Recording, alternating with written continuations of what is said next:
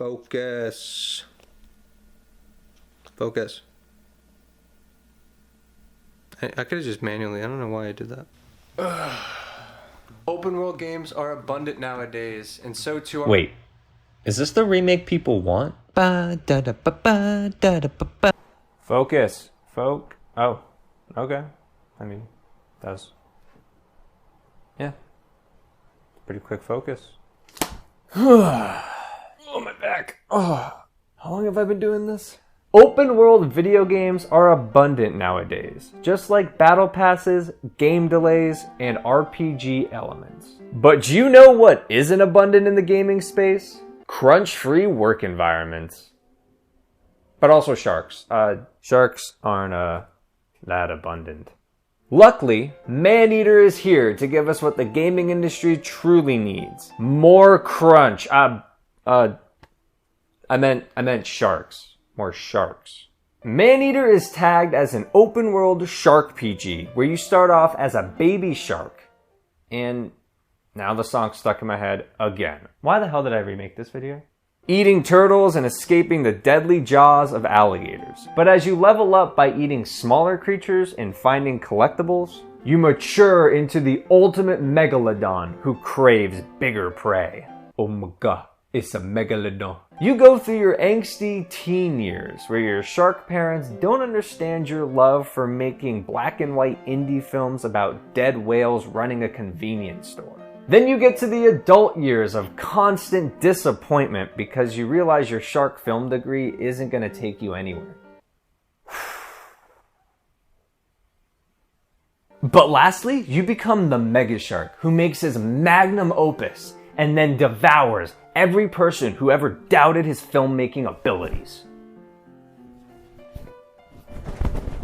These age levels in the game aren't just for show either. The game has a wonderful sense of progression due to your shark feeling just as powerful as they look.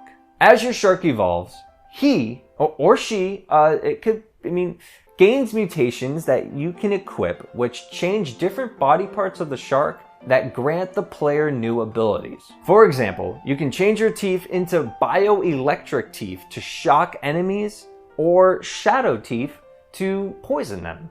Cause apparently that's what shadows do now. It gets pretty stupid, which is pretty awesome. The shark you start out with is gonna be nothing like the shark you end with. I haven't seen a leveling system like this since Far Cry 3, where you start out as a spoiled rich California kid and end up becoming John Rambo, who's like the shark of the forest. Maybe his shadow's poisonous too, I don't know. I didn't see Rambo 7 dried up blood or whatever it's called. It's that sense of progression that makes the game for me, because otherwise the game feels kinda sloppy. It's mainly due to the lock-on system, but calling it a lock-on system is like calling 2020 an outstanding year. Pressing the button doesn't even lock onto the enemy, it's more like a suggestion. Instead, it just points the camera in the general direction of the enemy, and when there's multiple enemies on screen, it's a dice roll on where the camera's gonna whip to. Ugh, I need water. This time, I do have water.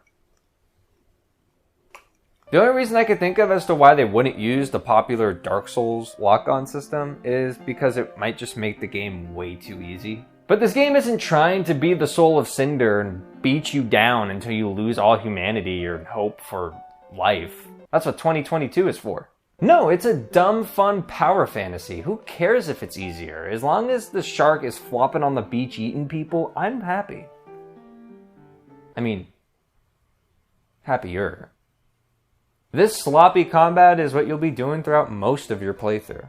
I mean, this sounds bad, but then you go Pearls 100 feet in the air. Dive bomb down onto a boat, chomping on every dickless privileged bastard on that boat that ever doubted your filmmaking abilities, and so, yeah, it's good. Pretty good.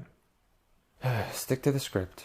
The missions can get pretty repetitive, which at this point feels like a staple of the open world genre. Almost every mission consists of eat 10 turtles there, eat 5 alligators here, make 5 shark films that will never win at festivals. I should have won that one.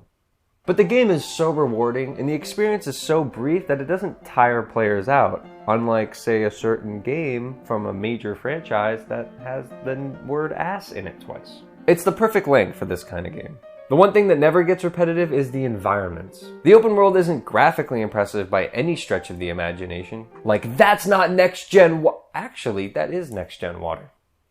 Anyway, its locales are varied and can surprise you at times with its beautiful deep-sea scenery. The robust open world helps ease the monotony. That and the fact that you're a giant mega shark. That helps too. And that's the lesson of the day, if you ask me. You don't have to be a AAA blockbuster of a game with tons of polish and focus testing to be good. Sometimes you just need to be a shark. That and don't crunch.